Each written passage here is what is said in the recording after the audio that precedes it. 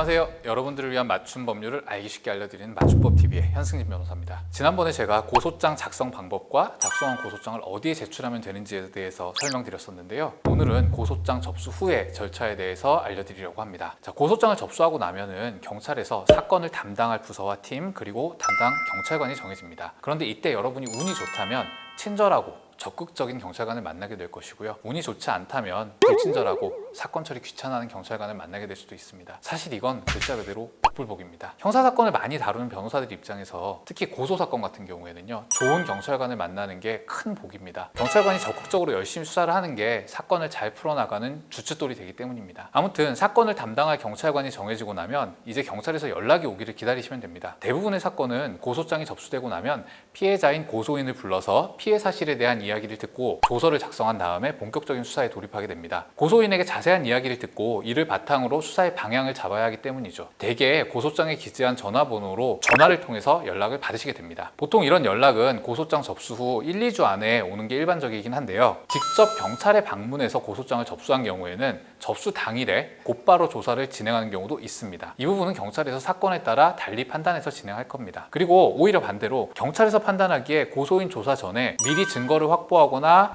피고소인의 신병을 확보해야 한다 이런 필요성이 있는 경우에는 이런 부분을 먼저 진행한 후에 연락이 오기 때문에 연락이 늦어지는 경우도 있을 수 있고요. 또 담당 경찰관이 과중한 업무로 바쁜 경우라면 먼저 접수된 사건 혹은 중요 범죄에 대한 수사를 먼저 진행하느라 연락이 늦어지는 경우도 있을 수 있습니다. 고소인 입장에서는 수사가 늦어지는 것이 짜증나실 수 있겠지만요.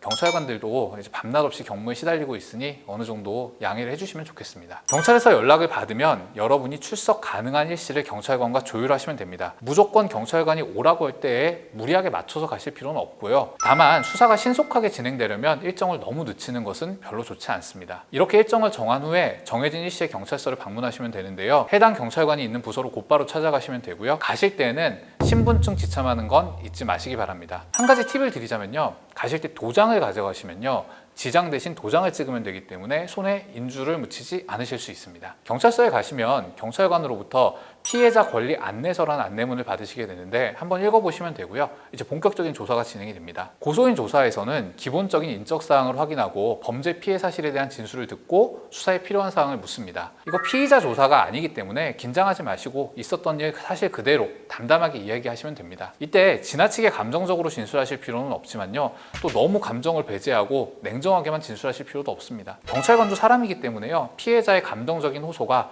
수사를 열심히 진행하는데 동기부여가 될 수도 있기 때문이죠. 다만 경찰관에게 신세한탄하시거나 하소연하는 것은 웬만하면 좀 삼가시는 게 좋습니다. 조사가 길어지거나 불필요한 말 혹은 사실과 다른 지나친 과장된 말들이 나올 수 있기 때문입니다. 또 진술하실 때에는 방금 말한 것처럼 사실을 지나치게 과장해서 이야기하거나 확실치 않은 추측성 진술은 하지 않으시는 게 좋습니다. 상대방 변호사 입장에서는요, 과장된 사실이나 추측성 진술을 빌미로 진술의 신빙성을 깨뜨리려고 할 것이기 때문입니다. 딱 실제 있었던 일만을 그대로 이야기하시고 잘 기억이 나지 않거나 개인적인 추측의 경우에는 반드시 확실히 기억나지는 않는데 뭐뭐이었던 것 같다, 이 뭐뭐이었던 것으로 생각된다 라든가 개인적인 추측에는 뭐뭐인 것 같다, 제 추측에는 무엇인 것 같습니다 라는 식으로 진술을 하시는 게 좋습니다. 나중에 혹시라도 내 기억이나 추측이 틀렸을 때 빠져나갈 구멍을 만들어주는 거죠. 조사가 마무리된 후에는 경찰관이 작성한 조서를 인쇄해서 보여줍니다. 이때 이상이 없다고 인정하고 도장을 찍은 후에는 절대로 수정이 불가능합니다. 내가 진술한 것과 다르게 기재된 내용이 있는지 꼼꼼하게 확인을 해보시고 잘못된 부분이 있다면